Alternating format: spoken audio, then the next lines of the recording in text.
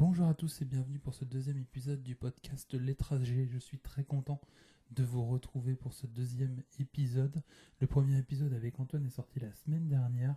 Aujourd'hui, on s'intéresse au parcours de vie de Charles, tant personnel que professionnel. Charles, c'est une personne que j'ai connue au lycée et que j'ai découvert sous une nouvelle facette du coup pendant ce podcast. C'est quelqu'un qui a vraiment une curiosité naturelle et qui parle bien de ses émotions et de ce qu'il ressent dans la vie. Donc je suis très impatient de vous partager tout ça. Je vous laisse le message de nouveau. Le podcast, en tout cas les actualités sont à suivre sur Instagram et Facebook. Et la vidéo sur YouTube ainsi que sur SoundCloud. Vous pouvez me contacter via les réseaux sociaux, Twitter, Facebook et Instagram, ainsi que par l'adresse mail lestrajets@gmail.com. D'autres interviews sont d'ores et déjà préparées, au moins une dizaine de portraits, et je rentre de plus en plus en relation avec des associations qui lancent des initiatives que je trouve intéressantes à mettre en avant dans le cadre du podcast. Je vous en dirai plus très bientôt. Bonne écoute pour ce deuxième podcast et à très vite. Allez, go. Bah, salut Charles. Salut Alex. Ça va? Impeccable, merci. Bah ouais, Merci écoute, de me recevoir. bah, je suis super content de te recevoir. Je l'ai redit dans l'introduction, mais c'est important de le savoir. Avec Anton, c'était un peu exceptionnel la semaine dernière au niveau de la qualité du son qui était vraiment bien parce qu'on était face à face. Là, tu m'appelles de chez toi, tu m'appelles de Paris par téléphone. Donc la qualité audio sera forcément un petit peu moindre, mais un petit peu moins bonne. Mais en tout cas, ça fait plaisir de te recevoir pour ce deuxième épisode. Écoute, ça me fait également aussi plaisir de pouvoir participer à ton projet qui est assez, c'est assez rare pour le souligner, je pense, de pouvoir se lancer dans dans ce genre de projet. Ouais. Donc c'est un peu un honneur aussi pour moi de tenter l'expérience. C'est vrai que Ouais. j'écoute aussi pas mal de podcasts moi-même, Ouais. différents sujets et je trouve ça vraiment cool en fait d'avoir ce genre d'initiative. Bah Voilà. écoute, ça me fait plaisir. On va voir si tu auras, j'espère, le même discours à la fin de l'interview, si ça t'aura plu ou pas. Ça c'est peut-être moins sûr. C'est ça. Faut qu'on explique un petit peu aux auditeurs, parce que j'ai pas l'habitude d'utiliser ce terme-là, mais c'est comme ça qu'ils s'appellent, ceux qui vont nous écouter. D'expliquer un petit peu comment on se connaît. Nous, on s'est connus au lycée, Exact. tu te souviens? Exact. Et au lycée Le Mans Sud. Pour Ouais, ceux qui lycée Le Mans connaissent. Sud, fameux lycée sur la ville du Mans, très réputé. Euh, on s'est connus là-bas, on avait des potes en commun. Et puis après, bah, pour la suite, on a partagé pas mal de bons moments ensemble. Mais une fois le lycée passé, nos études passées, c'est pas qu'on s'est un peu perdu de vue. On avait toujours de l'un et de l'autre des nouvelles de temps en temps. Mais vraiment, on est des connaissances en fait, un petit peu plus que des amis de longue date et qui se connaissent très bien, qui se voient régulièrement. Je sais pas si tu es d'accord avec ça. Si, bah, je suis en phase. Ouais, voilà, t'es en Ouais, face. ouais, c'est ça. Donc, donc moi je trouvais intéressant j'ai tout de suite pensé à toi parce que il y a aussi une autre chose qui nous lie, c'est que tu as une activité en plus de ton travail, on y reviendra plus tard, de photographe professionnel du coup. Et je t'avais demandé à l'époque de faire des photos de grossesse avec ma conjointe. Donc maintenant notre fils est né depuis le temps, hein, ça fait un peu plus de 2 ans que ça a été réalisé. Et voilà, donc on se connaît aussi par ce biais-là, c'était un super moment. Et on pourra en reparler potentiellement pendant qu'on parlera de ça. Mais on se connaît aussi davantage depuis ça. On se tient au courant aussi davantage depuis ça et on suit ce que chacun fait depuis aussi cette période-là. Exactement. Voilà. Donc moi on va suivre un petit peu la trame que j'avais préparée. Le but, je le répète pour les auditeurs qui écoutent, c'est vraiment de faire une trame rapide de 10 à 15 minutes en mettant moi pour l'instant, vu qu'on se connaît, en indiquant ce que je connais de Charles, ce que j'ai pu trouver sur les réseaux sociaux, que ce soit Instagram ou Facebook ou LinkedIn sur le côté professionnel, et vraiment de poser quelques petits éléments par-ci par-là, et ensuite d'avoir vraiment un dialogue comme si, Charles le disait en préparation de l'émission, comme si on se prenait un verre en terrasse, sans le bruit extérieur, et encore aujourd'hui on en rêve un peu de cette situation-là. Mais voilà, c'est vraiment de se discuter comme si on s'était pas vu depuis un petit temps, et ce qui est le cas pour nous, et qu'on se raconte un petit peu nos parcours de vie, que ce soit personnel ou professionnel. J'ai une question à te poser, Charles, t'es né quand? Alors, je suis né le 4 septembre 93. D'accord, mes Voilà. notes étaient bonnes, je me suis pas trompé de date. Pardon? Mes Exact. notes étaient bonnes. Ça va, tu commences bien. T'as quel souvenir? Comment t'étais toi? Comment t'étais enfant? Pour ce que je me souviens, je me posais beaucoup de questions en fait. J'ai toujours posé beaucoup de questions sur la vie, sur ce que je voyais dès tout petit. Et c'est que mes parents s'en souviennent encore aujourd'hui. Et voilà, je dirais que la principale trait que je pourrais m'attribuer, c'est ça en fait. C'est que je me posais beaucoup de questions. Tu te posais beaucoup de questions. Sur plein de choses, avec vraiment une envie de curiosité en fait. Ouais. Voilà, j'étais toujours là. T'avais un côté curieux, mais t'étais aussi, mon souvenir au lycée, t'étais aussi réservé. T'as toujours été un peu réservé aussi, d'une certaine manière, un peu. Alors ouais, on peut dire ça. J'étais plutôt du genre timide. Ouais. Voilà, peut-être dans le sens où je m'affirmais pas non plus énormément. Ouais. Voilà, effectivement. Tu as vu juste. Ouais, t'étais dans l'observation aussi beaucoup. Pas mal dans l'observation, avec la curiosité. dans l'écoute et bon, aujourd'hui ça a quand même évolué, bien sûr. Mais voilà, effectivement, voilà, tu as raison. J'étais plutôt réservé quand j'étais plus jeune aussi. Et du coup, je suis pas sûr qu'on soit déjà posé la question chacun. T'as des frères et sœurs, Charles? Ouais, j'ai un petit frère, ouais. Un petit frère. Qui a 22 ans. D'accord, comme Antoine, du coup, toi, Antoine, c'était tes demi-frères, mais toi, t'es le grand frère. Ce rôle-là, toi, tu le vis comment de très jeune, là, jusqu'à maintenant? Je le vis plutôt comme une chance, en fait. Ouais. Et je le prends au sérieux, même si on a la distance géographique qui nous sépare. Je pense que c'est important de pouvoir être disponible pour son frère, d'autant plus son petit frère, de répondre à des questions quand il en a, d'apporter aussi un rôle de conseil, voilà, dans la mesure du raisonnable, tout en essayant de ne pas se substituer à un rôle de parent. Je pense que c'est pas l'idée, mais je trouve que c'est important. Je le prends au sérieux. D'accord. Je le prends au sérieux et t'as combien d'écart avec ton frère? Pardon? T'as combien d'écart avec ton frère? 5 ans. 5 ans, ok. Voilà. 5 ans. Exactement. Ok, ça marche. Donc, voilà. Ok. Quand t'étais jeune, quand t'étais adolescent, même enfant, voire même avant, quand on pose souvent la question aux enfants de ce qu'ils voulaient faire quand ils étaient jeunes, toi t'avais une idée précise à ce moment-là ou pas? Moi par exemple, je savais que je voulais être photographe, j'adorais cette idée-là et j'ai fait un stage de troisième dans ce sens-là. Toi t'avais un truc qui te plaisait vraiment quand t'étais jeune et sans trop de perspective de voir loin les études et tout?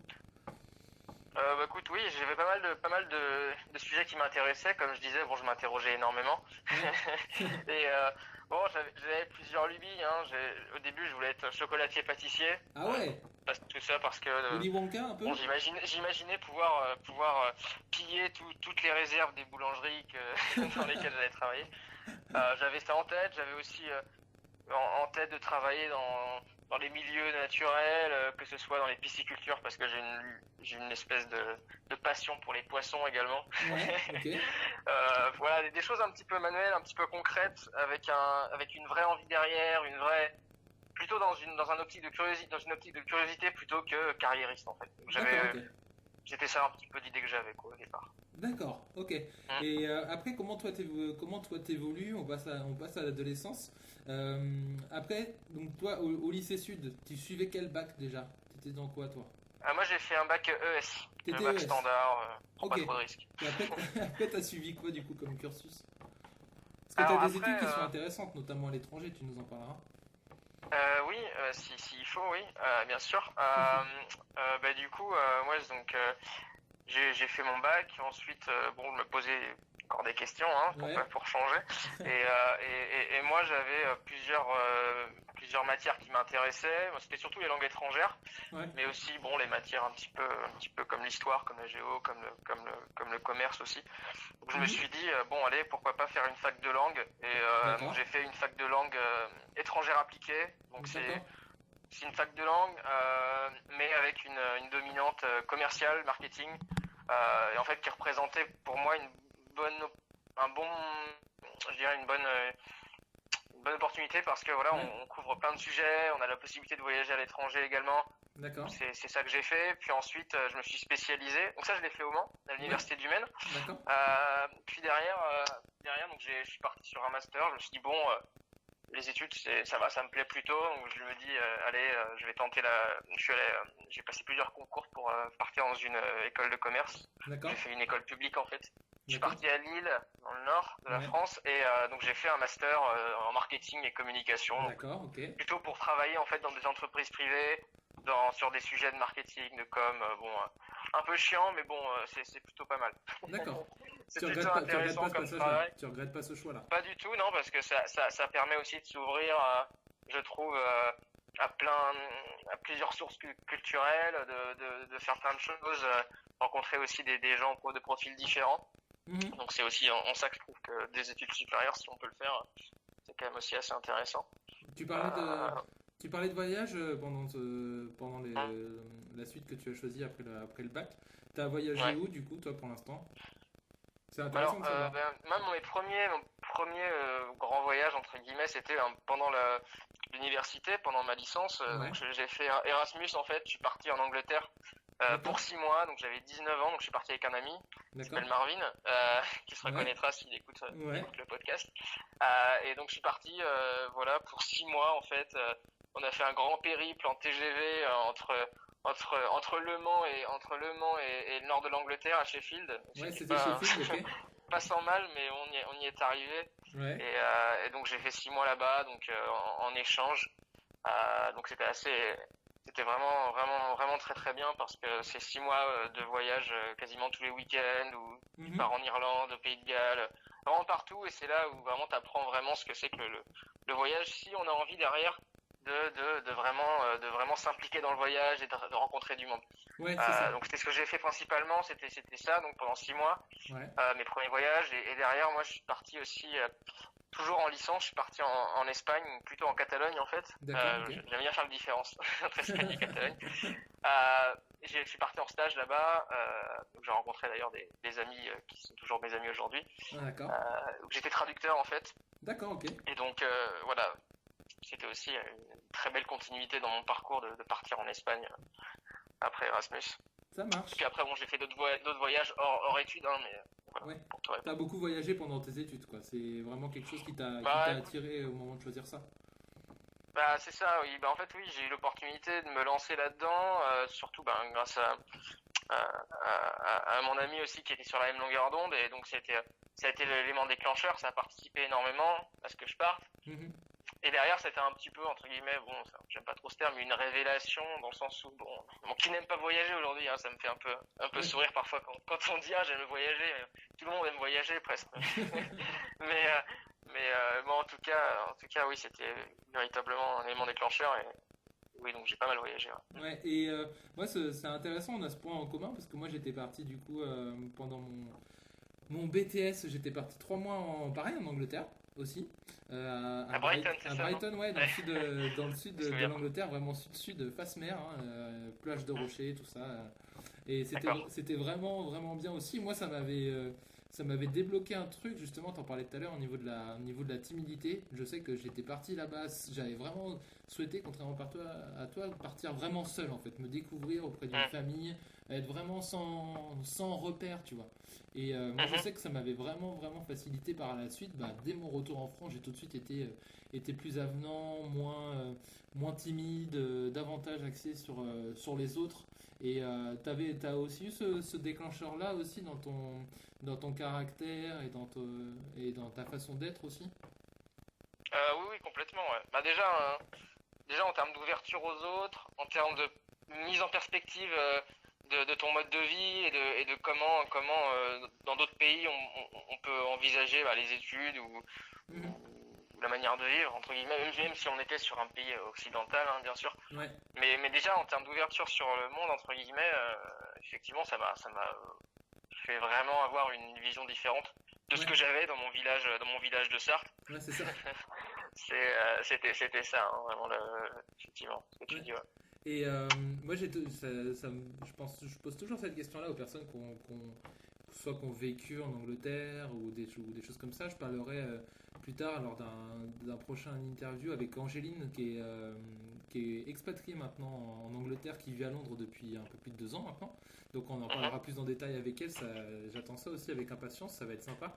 Et vraiment, je te pose la question aussi, tu as quel regard sur les Anglais, sur leur façon d'être et tout, parce que moi ça m'avait vraiment marqué, ce fait t'as l'impression d'être leur pote en fait dès que t'arrives, quand t'es français ou même que tu viennes d'un autre pays, t'as vraiment la sensation d'être chez toi en fait, de pas être dans... J'avais peur de ça moi, de plonger, c'est ce que je voulais, de plonger dans l'inconnu, mais je me suis vite rendu compte sans être déçu, hein, mais que c'était pas vraiment l'inconnu en fait, que j'avais l'impression d'être chez moi et de vraiment vivre la chose à fond grâce à ça. T'as quelle interprétation, toi, du coup, de ça? Tu l'as senti aussi?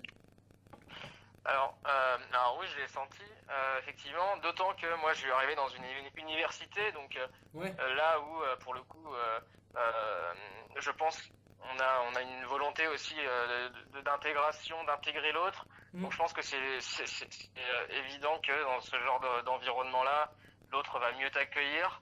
Donc j'ai véritablement reconnu ça. Moi aussi, moi j'étais en colocation, donc D'accord. là-bas, donc j'ai aussi ressenti une bonne intégration, un bon support de mes colocs, bon qui étaient, d'ailleurs j'avais pas d'anglais, mais c'était des anglophones Ouais. Ouais. qui étaient là un petit peu d'adoption. Ok. Maintenant, je pense que c'est un peu comme, parce que je connais un petit peu des États-Unis, il y aura un côté avenant comme ça dès le départ, Ouais. qui sera très présent, ça sera très cordial, très chaleureux au départ, Ouais. mais il n'y a pas cette notion, pour moi, je trouve, d'amitié longue durée comme en France, super persistante. D'accord. C'est-à-dire que j'ai vu ça, hein, c'est-à-dire qu'on peut être au tout début de la relation, bon, ça se passe super bien, etc. Et puis pour maintenir une relation forte comme on peut avoir avec ses semblables français entre guillemets, Ouais. c'est plus difficile, je trouve. D'accord, ok.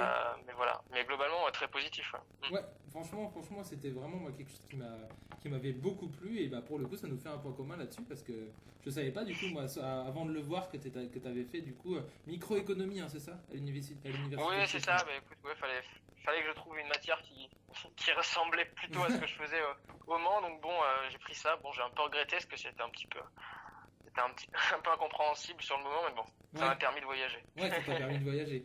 Et du coup, ton cursus après, il suit comment? Ton parcours professionnel, il s'organise comment après, une fois que tu rentres en Angleterre?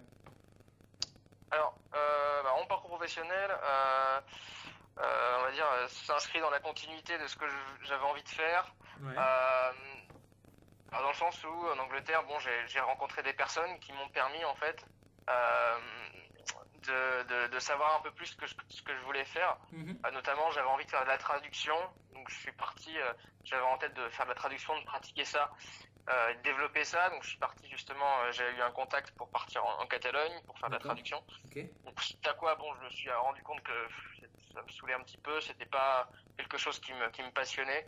Donc, bon, derrière, bon, j'ai changé un petit peu de voie, entre guillemets. Mais voilà, après, voilà, je suis plus parti sur un aspect, on va dire, commercial, marketing, etc. dans mon master. Ouais. Voilà. Et bon, voilà, exactement. Et après, dans ton entrée dans le monde du travail, il se fait comment? Parce que moi, j'avais noté du coup sur ton profil LinkedIn, il est très très très complet.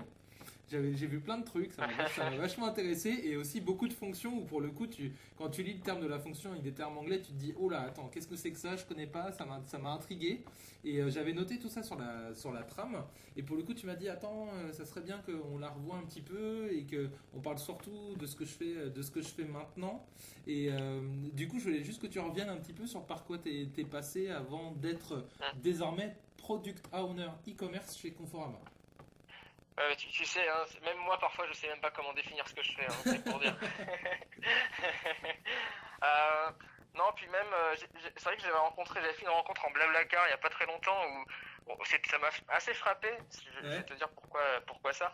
Dans le Blablacar en covoiturage, souvent on se présente, hein, et puis à un moment donné, je pose la question à un passager, je lui dis qu'est-ce que tu fais dans la vie, qu'est-ce que tu fais?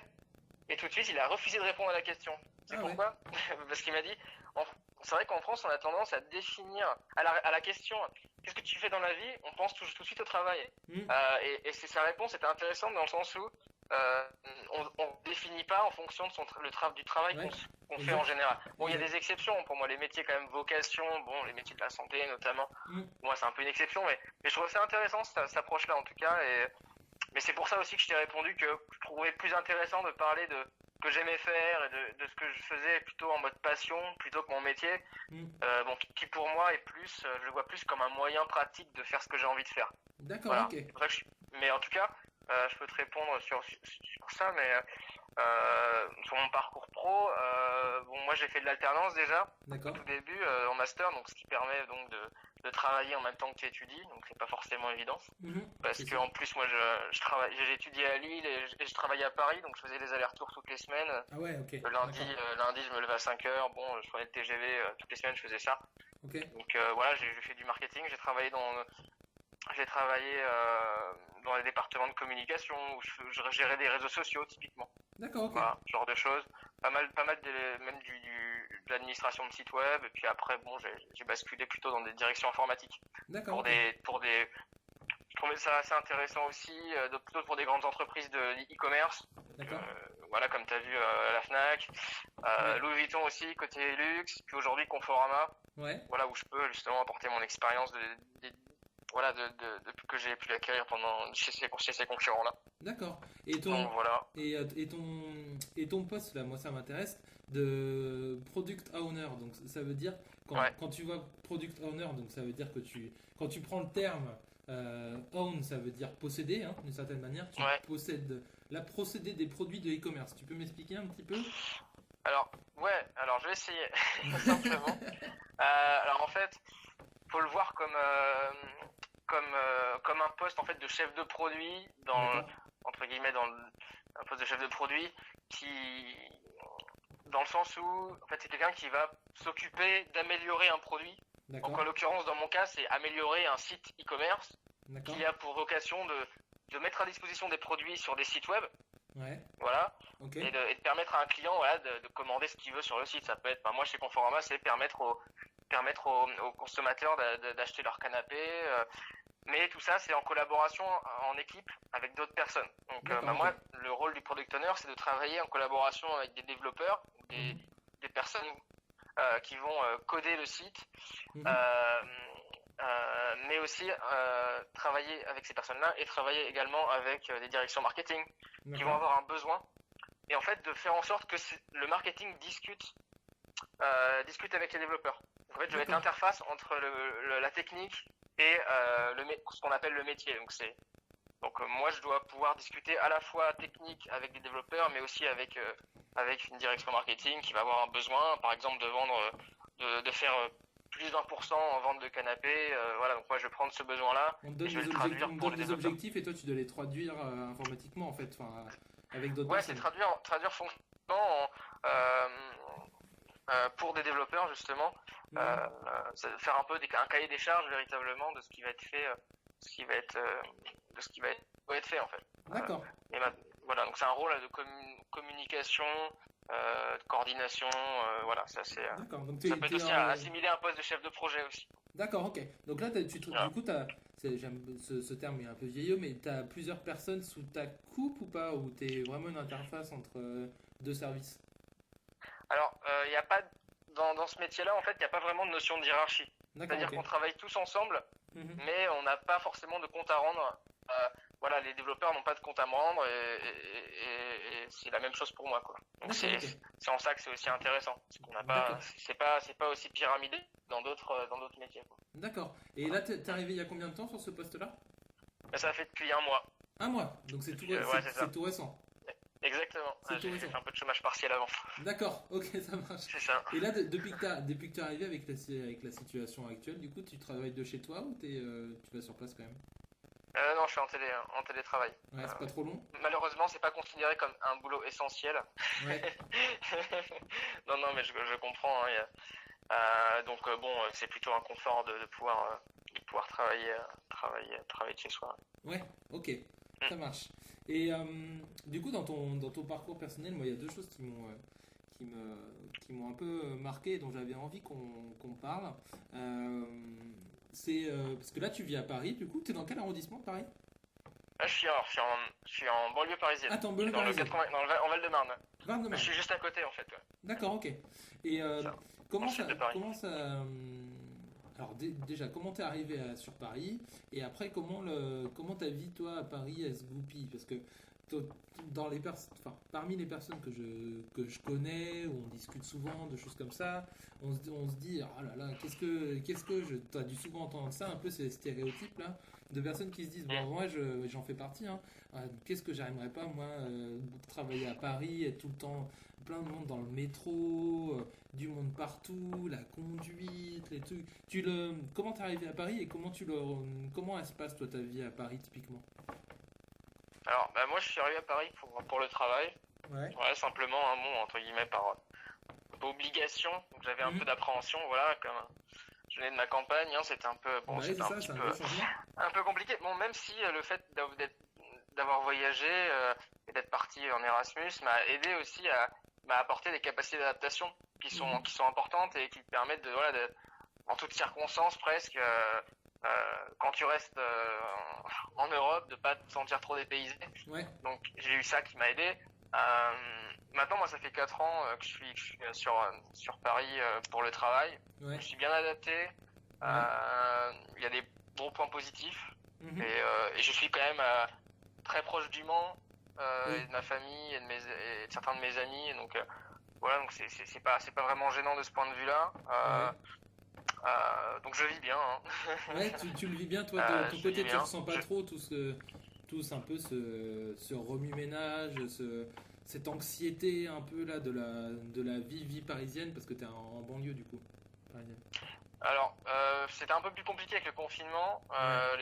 Pendant le premier confinement, bon, c'était pas forcément toujours drôle d'être à Paris. Ouais. Parce que bon, j'ai pas une maison, hein. On doit un petit peu revoir ses exigences à la baisse quand on est à Paris. Ouais.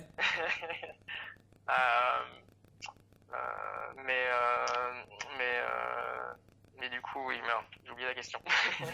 Non, si tu ressens pas un petit peu toute cette anxiété, ce remue-ménage qu'il y a beaucoup dans la vie parisienne, en fait, on a tout de l'extérieur, dans la campagne, tout ça, nous on voit beaucoup on ressent, on pense beaucoup ça en tout cas.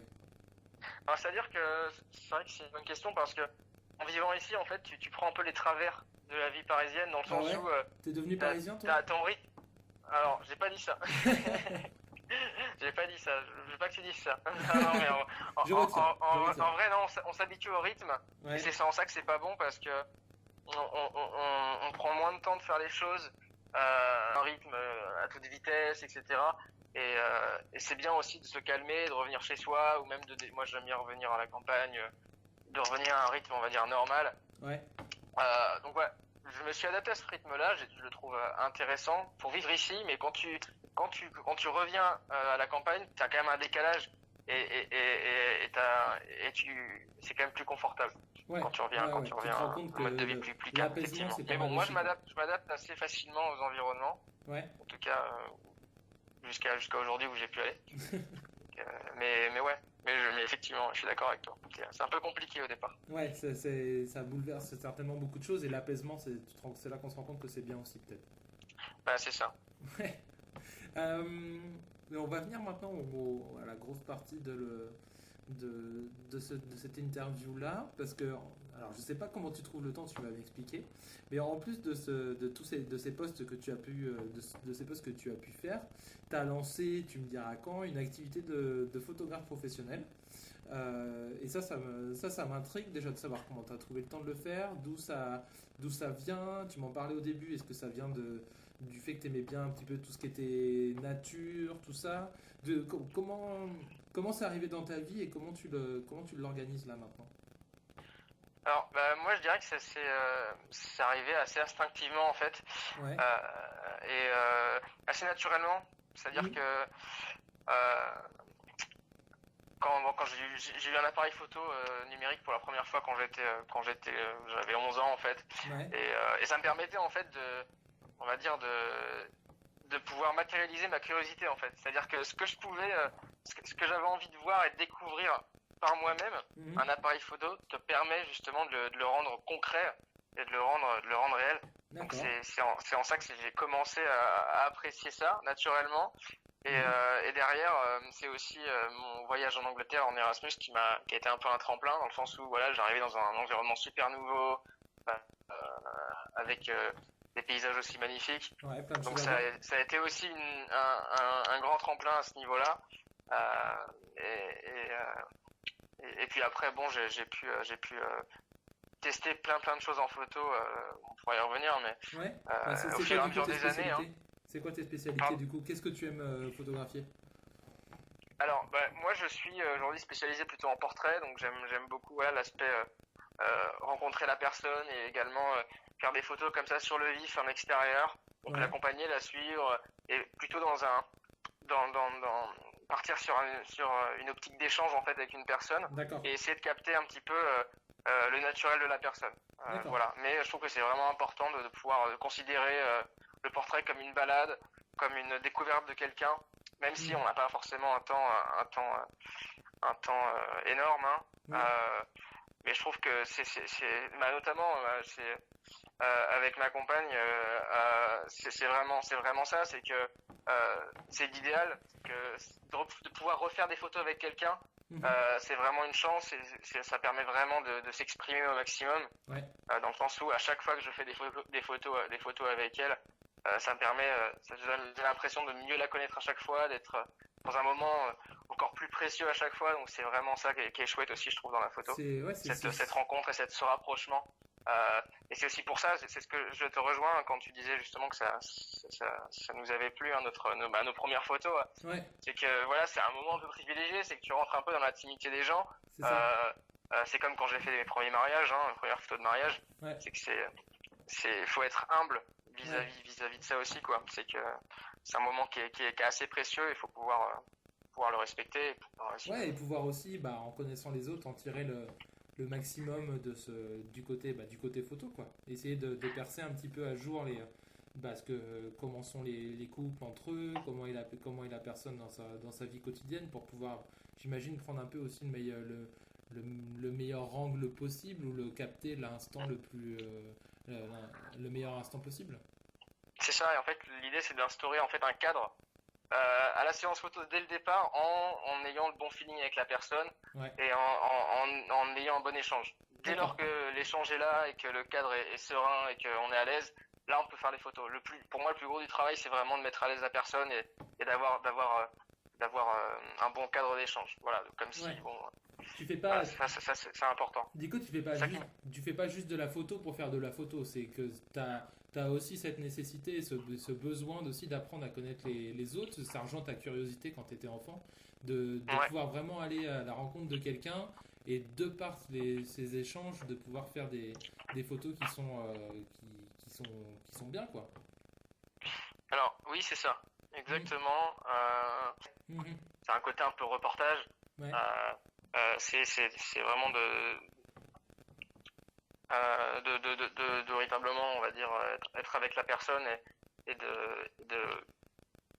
la photographier aussi plusieurs fois. C'est ça aussi qui rend la photo plus belle, je pense. C'est aussi pour ça que je travaille aujourd'hui avec des personnes qui plusieurs fois de suite, il y a un feeling qui se met en place et on a des photos plus naturelles qui ressemblent plus à la personne. Au bout de plusieurs fois. C'est ça qui est intéressant. Bon, du coup, aujourd'hui, je suis plus spécialisé dans le portrait, mais j'ai travaillé sur des photos, on va dire, j'ai fait de la macro-photo. Quand j'étais il y a quelques années. Donc là, on était à une échelle différente, plutôt au niveau de détail, au niveau de la nature. Donc là, il n'y a pas de limite, hein, dans le sens où on peut sortir dans son jardin. Et chaque mètre carré de fleurs ou de pelouse peut être un vivier de sujets assez impressionnant. C'est sûr, et à ce moment-là, c'est ça qui est chouette, c'est que ça rend la vie, on va dire, vraiment intéressante. C'est-à-dire que tout peut être sujet, tout peut être mentalement en fait une photo. C'est-à-dire que moi, je peux me balader dans la rue et je peux imaginer des sujets, des photos en fait quand je me balade. Et donc en fait, c'est difficile de t'ennuyer. C'est-à-dire que tout peut être sujet en fait à photo. Et en fait, c'est comme ça que tu te prépares mentalement. aussi à tes prochaines photos, tu t'exerces ton œil également. D'accord. Donc Ouais. c'est aussi pour ça que j'avais choisi ce type de photo.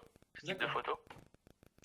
Bon après le fait que je parte que je monte à Paris comme on dit bon a rendu la macro photo un peu plus compliquée. Bon parce que j'ai pas de jardin à proximité. Donc bon Ouais. je trouvais ça moins intéressant de faire ce type de photo sans jardin. Mais bon parfois j'y reviens. D'accord, ouais, parfois tu y reviens, mais Euh, tu t'es spécialisé dans le portrait du coup. Voilà, plus du portrait, j'aime beaucoup ça. Je crois que j'ai vraiment trouvé quelque chose qui me plaît. Bon, j'ai Ouais. fait du mariage, hein, j'ai fait deux mariages, D'accord. voilà, grâce au bouche à oreille. Euh, mais j'aime plus particulièrement le portrait spontané, voilà, sur une petite séance courte d'1 à 2 heures, où vraiment on a une vraie proximité et on est concentré sur notre truc. Parce un mariage, c'est vraiment, ça requiert beaucoup d'organisation, Ouais, beaucoup de bah oui, oui. préparation, Hmm. et c'est beaucoup de pression aussi. Ouais. On peut pas trop se permettre aussi on peut pas se permettre de rater une photo, on peut pas se permettre de dire au marié, ah, pardon, vous pouvez vous réembrasser s'il vous Ouais, c'est plaît, ça. en plein milieu d'église, ou remettez la bague, ou refaites marche arrière, rentrez dans la mairie, non, ça marche pas trop. Donc ce côté un peu pression, bon, c'est un peu difficile à gérer.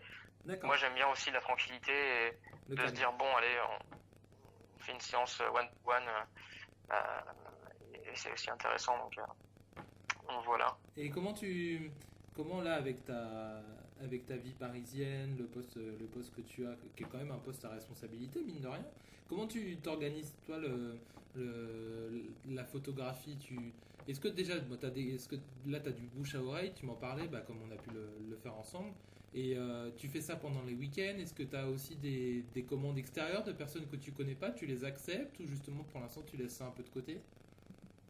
Alors moi, faut savoir que j'ai commencé mon activité pro vraiment en 2019 en fait, hein, donc c'est Ouais, assez c'est très très récent. récent. Euh, où j'ai vraiment une volonté de professionnaliser entre guillemets avec une clientèle. Et donc c'est pas facile, Ouais, d'autant que je travaille à plein temps à côté. ouais, Euh, je suis un peu feignant. J'aime pas l'idée de démarcher et d'aller faire du. En fait, il faudrait que je fasse du porte-à-porte, etc. Voir des commerçants, euh, aller plus de com. Mais mhm, je suis un petit peu, voilà, je suis un peu réticent par rapport à ça. Et d'autant que en plus le contexte aujourd'hui est très compliqué, ouais, notamment en termes de commerce. Euh, donc euh, donc c'est pas simple. mhm, Maintenant, j'ai pu le bouche à oreille justement m'a pas mal aidé au début, ouais, notamment pour avoir mes premiers mariages. Toi avec les photos de grossesse qu'on a pu faire, ouais, mais aussi avec les cercles d'amis, donc c'est aussi intéressant. mhm, Maintenant, l'intérêt aussi du métier, c'est de pouvoir aussi travailler, faire des collaborations, donc c'est-à-dire une relation basée sur la gratuité. ouais, Donc j'ai travaillé avec pas mal de modèles hommes ou femmes mhm, pour voilà réaliser des séances de portraits ouais, où en fait l'enjeu c'est de fournir des photos à titre gratuit pour quelqu'un et en échange ça te permet d'enrichir ton portfolio et donc d'accord, ok, derrière de valoriser aussi de valoriser ton travail et c'est aussi plus facile et c'est une manière aussi de démarrer. Maintenant, j'essaye de me calmer sur les collaborations parce que ça me prend beaucoup de temps aussi. oui, c'est sûr, Euh, et, et, euh, et voilà, j'ai instauré des partenariats avec des plateformes spécialisées dans la photo où je payais tous les mois. C'était pas évident parce que bon, j'avais une formule où j'étais pas mis en avant j'étais pas mis en avant dans la meilleure des manières d'accord, dans les résultats de recherche sur la ville. Et mhm, donc bon, j'avais pas énormément de contacts, donc c'est un petit peu démotivant.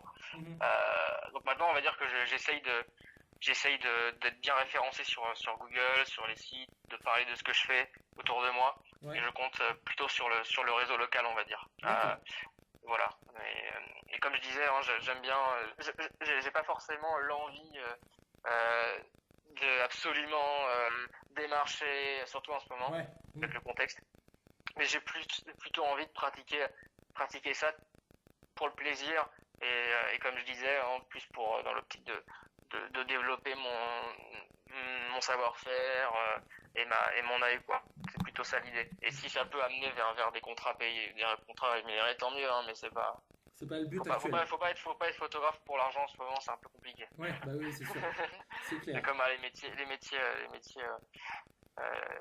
métiers d'artiste entre guillemets, Oui. c'est un peu compliqué. C'est clair. T'as, Mhm. pour clore un petit peu cette page sur la photographie, ces instants-là, on peut te suivre comment on peut suivre comment ton travail? Via les réseaux sociaux, du coup, t'as un site internet aussi, je crois? Ouais, alors j'ai un site. Après, oui, je suis visible sur Instagram. Ouais, Voilà, tout le monde n'y est pas, hein, mais ouais, ça, c'est un moyen que j'ai trouvé qui est assez pratique. qui est vraiment sympa pour les photos en Voilà. plus. Pardon? Qui est Oui. vraiment sympa pour les photos. Ouais, c'est ça, exactement. Et puis voilà, me contacter en direct, hein, c'est le plus simple et le plus direct.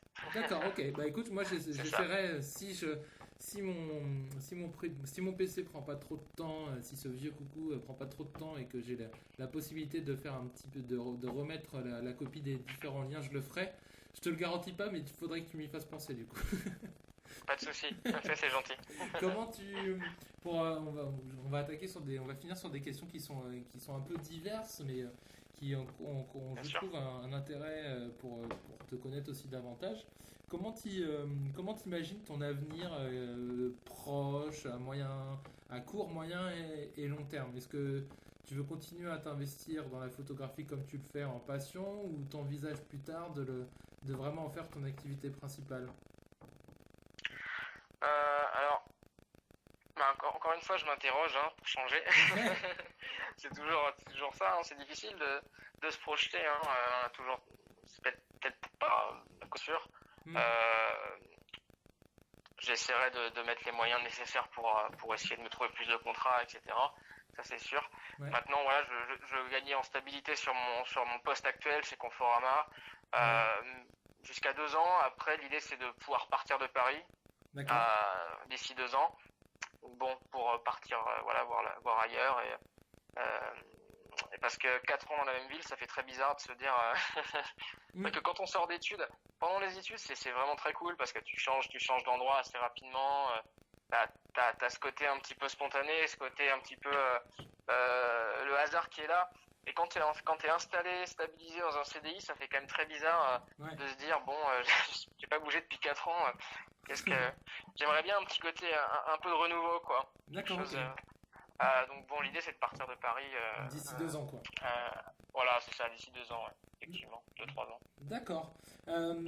Dans les questions diverses, tu m'avais demandé à en parler, donc je suis intrigué de ce qu'il y a derrière ça.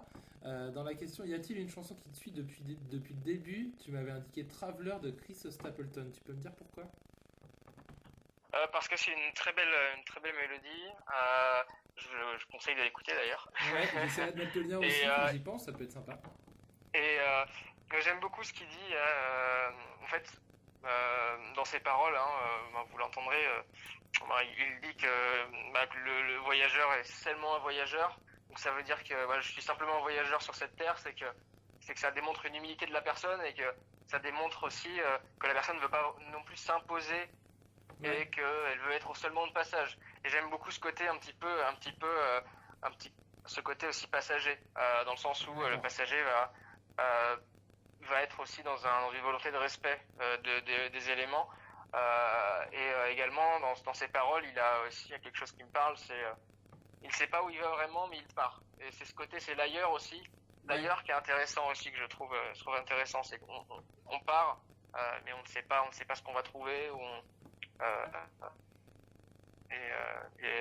C'est on ce peut tomber voyage, sur une perle. ouais, c'est ce voyage qu'est la vie, où bah, il faut aussi C'est ça, en c'est ça, et profiter, et c'est pas ça seulement. me parle aussi, donc Mm. c'est ça. C'est Et pour ça que j'ai choisi. d'accord, ok. Bah écoute, j'essaierai de mettre le lien pour qu'on puisse s'y identifier et puis voir un petit peu. C'est une chanson c'est une chanson que j'écoute à chaque fois quand je pars en voyage, que ce soit dans le train, en voiture, en avion, je la mets à chaque départ. Et, Ouais, et c'est ma chanson à peu près vraiment. fétiche quand je pars quelque part. Ouais, textuellement, c'est une Voilà. chanson qui te suit du coup.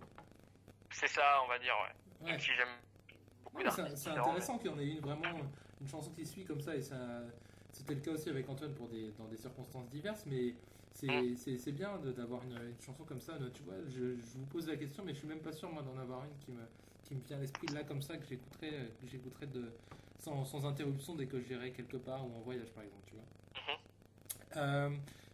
Tu m'avais indiqué, je demande à chaque fois si vous avez des messages à faire passer. Je te cite, hein, je mets juste ce que tu as mis. Tu as mis curiosité d'esprit, humilité, écoute vis-à-vis des autres et respect de la nature. Qu'est-ce qui t'a fait penser à ça et pourquoi tu as envie de faire passer ce message-là sur ces caractéristiques-là? Je pense que c'est bien en fait justement de s'ouvrir aux autres, Ouais. De partir un peu dans l'inconnu, même si c'est pas sécurisant en premier abord, de se dire bon, allez, j'essaye quand même de partir vers cette destination, de tenter une expérience, Ouais. parce que je trouve que ce qui est insupportable, c'est le regret, et l'idée c'est de pas regretter. Donc ça, c'est le côté ouverture d'esprit qui pour moi est super important. D'accord. Et s'interroger parce que c'est important de se poser les bonnes questions également. Et ça démontre aussi une envie de connaître. Moi par exemple, je supporte pas, ou j'aime vraiment pas, je suis pas à l'aise avec les personnes qui ne posent pas de questions, qui n'essayent pas de te comprendre, qui n'essayent pas de te connaître quand tu rencontres quelqu'un. Et j'ai vraiment du mal avec ça, et je trouve que ça démontre vraiment une bienveillance et une envie de connaître l'autre et d'être bien avec l'autre aussi. Dans une idée de voilà, comme ça, un peu optimiste. Si t'avais... Oui, vas-y. Voilà. Non. Et sinon, non, c'est ça.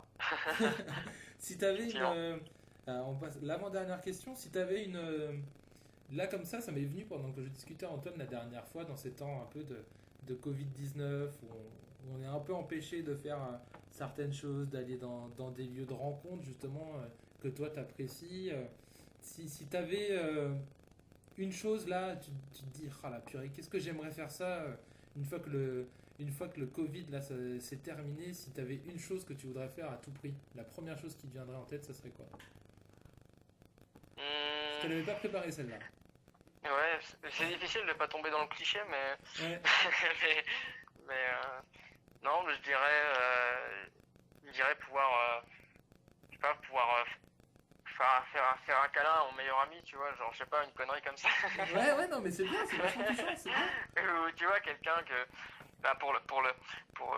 aujourd'hui on ne peut pas vraiment faire ça, c'est pas vraiment politiquement correct, donc on va pas le faire, mais voilà, quelque chose comme ça, quoi. Ouais, on l'a, c'est quelqu'un qui t'est proche. Ouais, c'est ça, exactement. Ouais, non, mais c'est bien, c'est très bien, c'est vachement bien. Et dernière question, je trouve ça intéressant, parce que je me pose souvent la question, moi, et c'est les personnes avec qui je souhaiterais le faire changent souvent. Si t'avais une personne avec qui tu souhaiterais t'asseoir à un café pendant 1 heure, 2 heures, 3 heures, toute une après-midi, une journée, et discuter de la vie, ça serait qui? Que ce soit une personnalité, quelqu'un que t'as admiré, quelqu'un de ta famille, un ami, ça serait qui? Alors, pour te dire, j'ai préparé cette réponse parce que c'est pas évident à répondre. C'est clair. C'est pas évident. En fait, je vais te dire que moi, ça serait Jean Carmet. Je sais pas si ça parlera à tout le monde, mais c'est un acteur français qui est décédé maintenant, mais qui formait un couple d'acteurs avec Depardieu notamment, qui était ami avec Depardieu. Quelqu'un que j'aurais aimé connaître parce que c'est quelqu'un qui j'ai l'impression que je m'identifie un peu à lui dans le sens où c'est quelqu'un qui vient de la campagne, qui vient de d'Indre-et-Loire, et qui est parti à Paris pour son métier, et qui n'était pas du tout à l'aise à la base, et qui s'est adapté, mais qui a gardé sa simplicité aussi. Son père ça s'appelait Bourrelier, donc il faisait des tonneaux de vin. Donc il gardait comme ça ses racines véritablement, il les transportait avec lui, il les vivait. Sur Seine ou sur Paris. Quand il habitait à Sèvres d'ailleurs, dans les Hauts-de-Seine. Et je trouve ça vraiment chouette, d'autant que j'ai lu pas mal de choses sur lui, et c'est quand même, Jean Carmet, c'est quand même un mec qui, pour le plaisir, montait dans un train, mais sans savoir, sans prendre de billet en fait à l'avance, quoi. En fait, il rentrait dans n'importe quel train et il se laissait porter en fait. Et il achetait le billet dans le train en fait. Donc ça montre une envie d'évasion, une envie de se dire allez, je m'en fous, je pars. Il avait besoin en fait de cette évasion et de ce voyage, même si Ouais. c'était en France à son niveau, je trouvais ça vraiment, Et ça vraiment correspond beau. aussi à ta Donc, personnalité. voilà. J'aimerais bien discuter avec lui pour comprendre un peu son parcours et discuter un petit peu des choses toutes D'accord. simples, quoi. Tout simplement, quoi. Ouais, c'est vraiment, vraiment intéressant. Franchement, c'est bien. Je pensais, tu vois, c'est en préparant cette question-là, parce que je vais la poser à chacun, je savais que j'allais avoir plus de choses, des choses très différentes. Toi, on a parlé de sa maman, toi, tu parles de Jean Carmé. J'ai hâte de connaître les futurs et c'est là que tu vois aussi que ça correspond, là, quand tu parles de Jean Carmé, ça correspond à tout ce que tu nous as dit un petit peu sur ta personnalité depuis que tu es enfant. Donc, ça rejoint aussi des choses. Donc, c'est vraiment intéressant. Bah, c'est ça, ouais. C'est ça. Ouais. Dis-moi, Charles, merci. à ton avis, ça fait combien de temps que j'ai enclenché le microphone sans regarder ton téléphone? Je sais pas, je dirais 45 minutes. Ah, on est un peu plus, ça fait quasiment 50 minutes qu'on parle. D'accord. Ouais, Ok, ça bah, fait c'est 49 pas minutes, 49 minutes 30 précisément qu'on parle. Donc l'interview va se terminer là. Je suis ravi, vraiment, vraiment content d'avoir pu faire cette interview avec toi. J'avais aussi envie, parce que on s'est tout de suite bien apprécié quand on était au lycée. J'ai tout de suite pensé à toi pour pouvoir faire les photos de grossesse de ma conjointe à l'époque. Et même si la distance sépare un petit peu nos mondes à l'heure actuelle, je te le dis, je suis vraiment content aussi à travers cette interview-là d'avoir pu te découvrir. Ça me fait vraiment très plaisir et que tu aies accepté mon invitation. Donc voilà, je trouve ton expérience vraiment, vraiment enrichissante, vraiment qui est intéressante à être partagée. Et je suis vraiment très content de t'avoir reçu. Mais écoute, c'est partagé. Je te Franchement, remercie, Alex. C'est vrai que c'est chouette de pouvoir, même à notre niveau, pouvoir nous exprimer comme ça sur notre parcours et essayer d'un petit peu de comprendre les parcours de chacun. ouais, Je trouve que c'est vraiment beau et c'est pas voilà. quelque chose qu'on a l'occasion de faire énormément, surtout aujourd'hui où on a tellement, on veut s'exprimer, mais c'est assez difficile Mm. sur l'actualité, sur ce genre de choses. Mm. Donc c'est vraiment chouette que t'aies pu créer comme ça ce canal Ouais. et cette manière de discuter, quoi. Donc c'est chouette, je trouve. Et c'est vraiment le but, ouais, voilà, on Mm. travaille ensemble et que je propose une trame qui soit somme toute basique et qu'on puisse discuter de la vie et de plein de choses. Tu vois, on a pensé à plein de choses pendant cette émission-là. Donc voilà, je suis vraiment très fier que tu aies été mon deuxième invité dans les semaines à venir. Ce projet-là puisse pousser encore. Juste pour refaire un petit peu une petite promotion du podcast, il sera disponible du coup ce lundi soir sur YouTube et sur SoundCloud aussi. J'en fais la promotion sur Facebook et sur Instagram via les réseaux sociaux. Donc, si vous souhaitez témoigner, que vous ayez un parcours de vie un petit peu particulier, des choses qui ressortent un petit peu de votre trajet de vie, que ce soit personnel ou professionnel, n'hésitez pas à me contacter donc via les réseaux sociaux et à l'adresse Gmail lestrager donc @gmail.com. Je travaille aussi avec plusieurs structures associatives, notamment pour faire connaître un petit peu leurs initiatives. J'interviewerai bientôt des volontaires européens qui viennent parler de l'Europe à des jeunes en Sarthe sur différents établissements. Donc c'est vraiment des choses qui me tiennent à cœur. Cette série de projets va continuer dans les prochaines semaines. Et voilà. T'as un mot de la fin, Charles, ou pas? Quelque chose qui te vient? Bon courage à toi, Alex, Ouais, pour écoute, cette préparation. C'est beaucoup de travail. c'est donc du plaisir. chouette. Mais c'est du plaisir avant tout, donc c'est ça qui est bien. Donc c'est le principal. Et en tout cas, bon, écoutez, bonne journée à tous. Puis j'espère que vous apprécierez ce podcast, Ça marche. cet épisode. Je te remercie beaucoup, Charles. On va savoir au téléphone pour débriefer un petit peu quand même là à la suite. Mais voilà, je tiens à te le redire, je suis vraiment vraiment content qu'on ait pu faire ça. Et je souhaite à qui veut de venir témoigner et de pouvoir avoir un regard sur sa vie comme tu as un regard sur la tienne. Alors, merci à toi. Voilà. À très vite tout le monde pour Allez. le prochain podcast et la 3e émission. Salut Charles. Ça marche. À plus tard. Salut, Alex. Salut. Ciao.